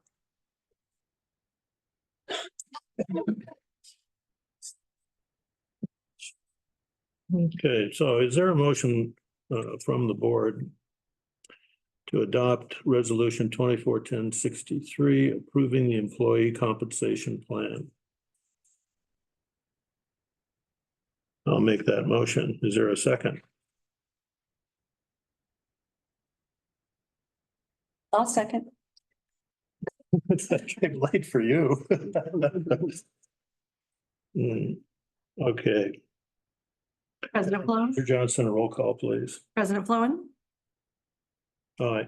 Vice President Doolittle, Director Fick, No. Director Jarlsberg. It- We're voting on it as stated. The 4.5. Not the resolution, Yes, the resolution. Yes, the resolution. because the percentage is not in the It's in the resolution. packet behind it. The packet is several pages long. Yeah, I know. But I don't see it in the resolution. It's in the page behind it, the first section behind it. All right, oh, Here, yeah, no, oh, the attachment, okay. No, I've seen that, but I just am looking at the resolution and I don't see the number in the resolution. That's why. The resolution's the first page. These are the subsequent pages behind the resolution, Okay. because there's many. Oh, things oh, that it come up. says which attach here to is attached. Yeah, okay. So we're voting on the 4.5. I think I'm going to say yes. And Director Short. No, All right, motion passes. So employee resolution is adopted as stated. Thank you. Can you remind me, the duration of the, contract that we have, with folks, with staff? I'm sorry, one more time. Is it it's a 5-year contract, or how many years is the contract? There is no contract. It's just for this budget. Yeah. Talking about for the, Well, what am I thinking of, an employee handbook or something? oh, you're thinking of the old MOU. When we had a union. Yes. In other words, we're gonna review this This one. continuously. We look at this every year. Yeah. Yes. Okay, Yeah, which is more than we did before. The contracts were typically adopted for a 3 or a 5-year period. And the COLAs were set in the contract, so they would usually have one COLA that would be similar to CPI, and then subsequent COLAs would be set rates. So it'd be, for instance, 2.5% regardless what the CPI was. So then at the end of the contract, it was always playing catch up. This way is a way to stay more consistent and looking at it on a regular basis. okay, the motion was carried. can we vote on the rest of it then? So now voting on The the, other one, yeah, That was just the COLA. we're on to the budget now. No, we have to vote, we have to approve the rest of the compensation. oh. Didn't we do that? Oh, that was no, part of for the entire- resolution. That's for the what, That was? that's what I Oh, was okay. asking. I thought it That's was what I just for was the COLA. asking. Exactly. Well, your words in the staff report about retention and all that other kinds of stuff is rather telling. And so those kinds of things were considered when these numbers were developed, so to speak. And so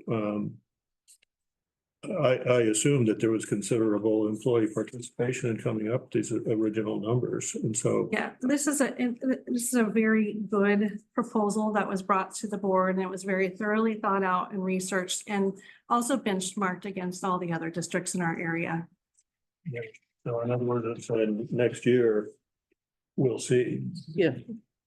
But But I thank the board for the consideration for, additional. It isn't always that way. So thank you, and thank you for, passing the resolution. I think staff will be pleased. okay, moving along, is there a motion to approve the revised 23-24 budget and the proposed 24-25 budget? So moved? Yes? Is there a second? I'll second. Thank you very much.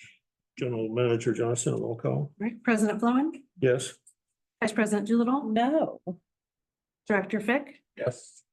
Director Jarlsberg, Yes. Director Short. Yes. Thank you very much. Motion carried. Moving on to, I've got, shows item 8, reports and comments. For informational purposes only, on subjects not covered by the agenda, opinions of individual directors are not necessarily the opinions of the board or district staff. No action will be taken. The board may provide staff with requests for future agenda items. Director reports, Vice President Doolittle. Thank you. I was just looking over my notes and highlighting what I wanted to talk about. So I was just going to make some notes regarding the Aqua Spring Conference that I went to. One thing I went to was a luncheon, and it was the California African American Water Professionals Luncheon. And the Metropolitan Water District General Manager spoke for a few moments, Adele Hadja Khalil, And he had this phrase that I liked: communities are not disadvantaged, but disinvested. And then there was a comment also made during that luncheon that someone said, if you're pleasing everyone, then you're not making progress. So any of you that are just pleased with me, anytime, I just, or our general manager, we can't please everyone, and JBWD in general. There was a really great presentation at the Communications Committee where they did a water festival, and they did it on like May 4th last year. And they called it May the 4th Be With You. And they had Water Jedi t-shirts, and it was a really cute thing. We can certainly find out more if we want to. This was the Santa Margarita Water District. They spent $75K on that event, including overtime to do it. There's something called the California Water Jobs Fact Sheet, which I would recommend. I would hope that the district would sometimes start using some of these outreach resources from Aqua. We can put our logo on it, and I've got the contact information. So, it says your future is clear, and it talks about California water agencies and being able to work, and it would be customized for us. We're 0% in drought right now, actually. At least when I was there recently, that's what the note was. And there was a mention of a water master plan, and I just happened to read today in our rules and regulations that we have a water master plan, or that we did, and I'm going to be looking into that to see, what's happening with that. I'll leave out a bunch of information regarding electrification of vehicles. We can talk about that perhaps at our operations meeting. Governor Gavin Newsom was the surprise speaker at the keynote, which was very surprising. And he had a phrase that he used a couple of times: we're as dumb as we want to be. And that refers to, the decisions that we make. And, if we make dumb decisions, we're as dumb as we want to be, because we're dumb for doing that. He believes that climate change is about morality, dealing with climate change, and that we've all enjoyed pollution-based prosperity. Wade Crowfoot was the next speaker, and we need to reintegrate nature where we can, and now is the time to protect our communities. All right, let's see. USGS, I spoke to them briefly. As I've said several times up here, I'm interested in the district having more to do with USGS in a little bit more public fashion. And we spoke, I know the general manager has worked with them, but they do community events, and they could do one for us. And the field office in Redlands, as I suppose you know. Let's see.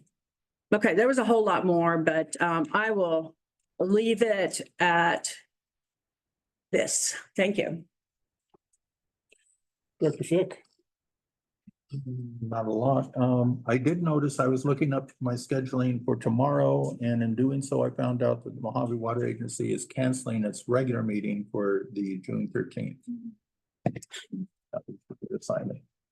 And so, and also on the plotter situation, Canon is one of the more respected makers of these things. I've been in technology for the last 20 years, and I've been watching this, although it's not in the plotter world that I am. I'm sort of more conventional. And Epson and Hewlett Packard are the nasty ones. So. Me. Dr. Jarlsberg? I have something brief to say, but I'd like to defer to Director Short. I do that all. I was thinking short, because he went to Sacramento with her, and I thought maybe a lead-in would be better if he reported first. Okay. Yes, I also attended the Aqua conference. I went to a lot of the committee meetings. One of the things I kind of realized there is that we don't have any representation in any of these committees. And they really help shape policy. And I'm looking to apply to some subcommittees in the near future. to give us a little more representation. We're already pretty underrepresented as is. A big portion of the conference was trying to convince agencies to sign on to the climate resilience bond that would give 6.5 to 8.5 billion to water agency infrastructure. So I hope that's something that we're looking into. I also attended our regional meeting.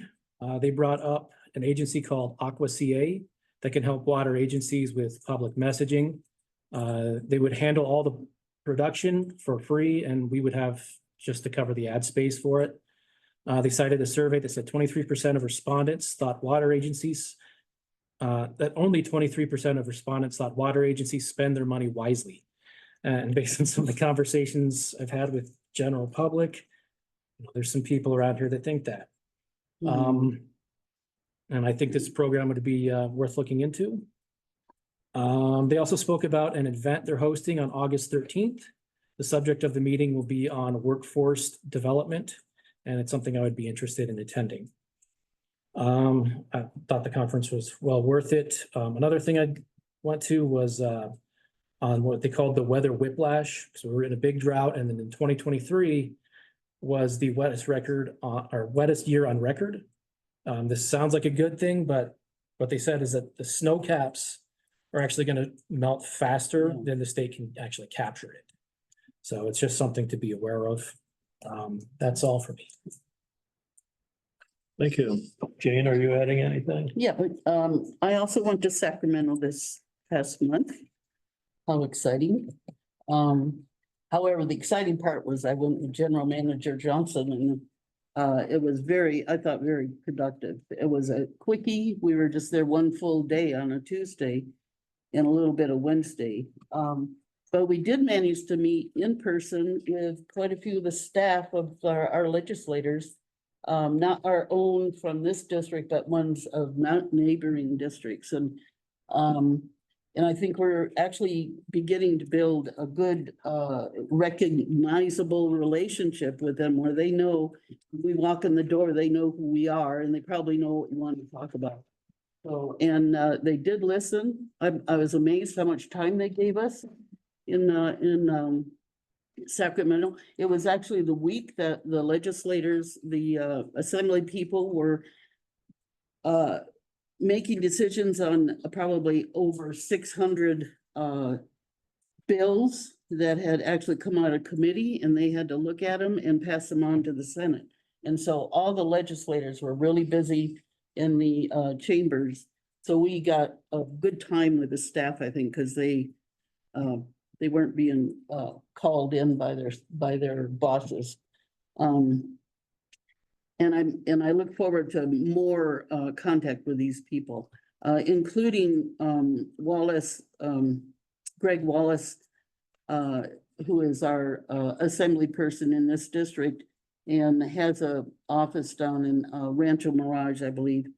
And the staff there already knows us too, and they're looking forward to meeting with us more. So I think we're going to get some support from our local legislators on some of these nitty gritties. One of the nitty gritties that we really talked about also was the EV, the electric vehicle issues. And I think they're beginning to understand it's not a good fit for us in a rural community, in a small district. So I'm hopeful about that too.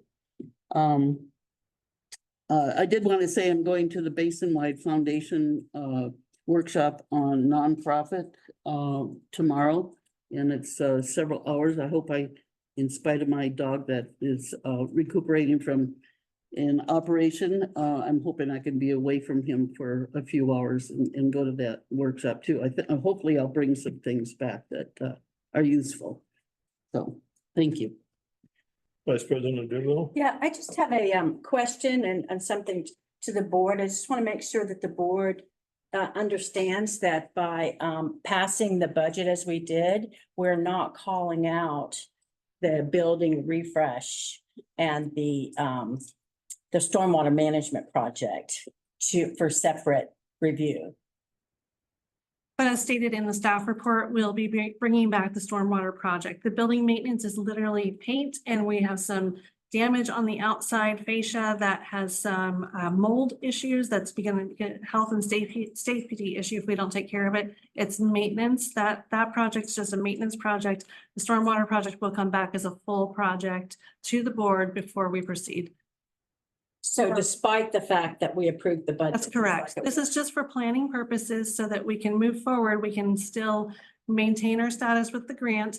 Should we get it, we'll come back with a full report on all of those concerns that you've brought forth. And just one question, we're gonna paint it the same color it is. We actually had a pro bono architect come out and he's giving us samples that will work best on this building type. Okay. Okay. Thank you. Thank you. Certainly. I'll start with a quote from Winston Churchill, I think it was. He said that progress is making mistake after mistake without losing enthusiasm. And I personally subscribe to that.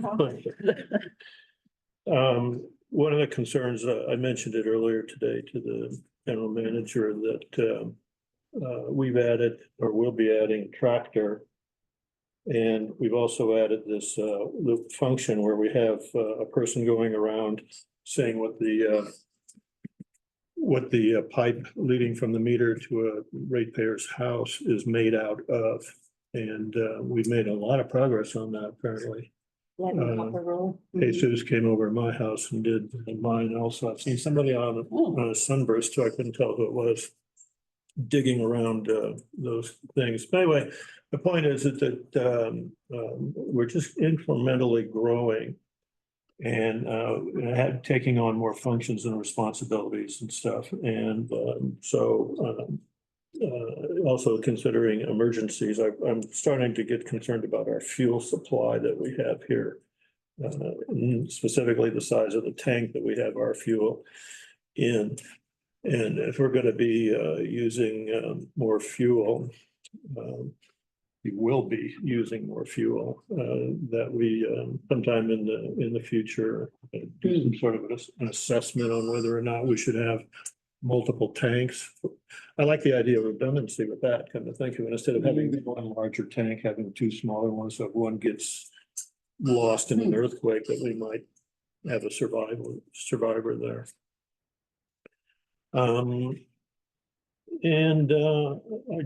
We've got our Don Rao's area representative here today.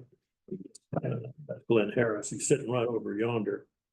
And so if you would like to say something to the board about anything, feel free. I actually would like to ask one question about the budget.